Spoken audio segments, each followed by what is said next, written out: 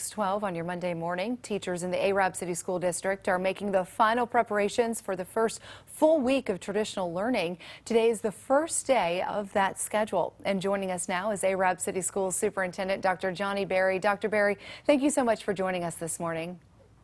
Good morning. Thank you for having me. Absolutely. Now, you were the first to announce a full-time traditional schedule amongst the school districts here in North Alabama.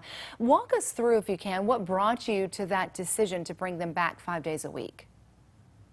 Well, we look at a lot of metrics. We monitor our data within our district as well as we look at state data. We look at our county data.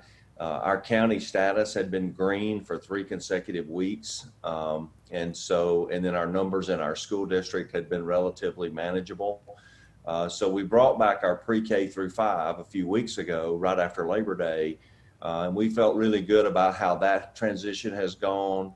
And then, like I said, we look at other metrics. We looked at the state metric, our local Marshall County metric, but primarily looking at where our numbers are in our district, and they've been again, like I say, relatively manageable. We've had a few cases here and there. Our biggest fear, of course, I think, as it is with all districts, is not just the one who tests positive, but all the contact traces that have to go home as well. So speaking of those cases, how do you manage them and all the contact tracing? Kind of what goes into making sure you're getting everyone and keeping everyone safe? No, that's a great question. One of the things we decided early on, we took some of our CARES money and we put an extra nurse in every school.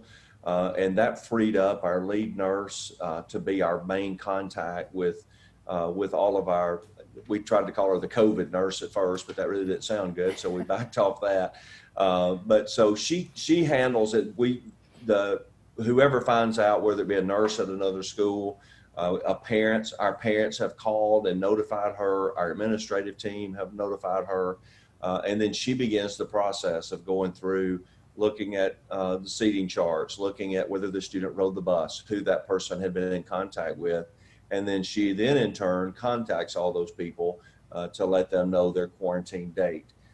As soon as she does that, she contacts our assistant superintendent, Stacy Pace, and then Ms. Pace will notify me. So that's just kind of our process. It's worked very well. Our parents have been great. When we call, there's not been, that's a difficult phone call to make, to tell someone, you're not going to be able to come to school for a few weeks and you haven't really done anything, to cause that. The mental part of this with someone testing positive has been as real as the physical part. Right, and that's a good thing to note too, because it can happen to anyone at any given day. That's right. Getting that phone call. As you mentioned though too, it's key what parents and grandparents and guardians do at home, making sure that they're keeping their kids safe and ready and understand what's happening. So what do you want them to know this morning as they're getting ready, many of them, to send their kids off for the first of a full week of school? Well, all along, since we've been involved in this, our parents have done just a tremendous job. They have kept their kids at home when they don't feel well. They've notified us when they've had something happen over the weekend or when a person has gone to get tested. Our teachers, our faculty and staff have also done a great job with that. If they don't feel well, they keep us notified and they let us know. And I think that's the key going forward. Communication is big in in anything we do in education or most any walk of life, to be frank. But in this, it's particularly important that we're all on the same page. And again, I want to just tell our parents how much we appreciate what they've done to date. It's going to be now even more important because now we have more kids in a smaller area.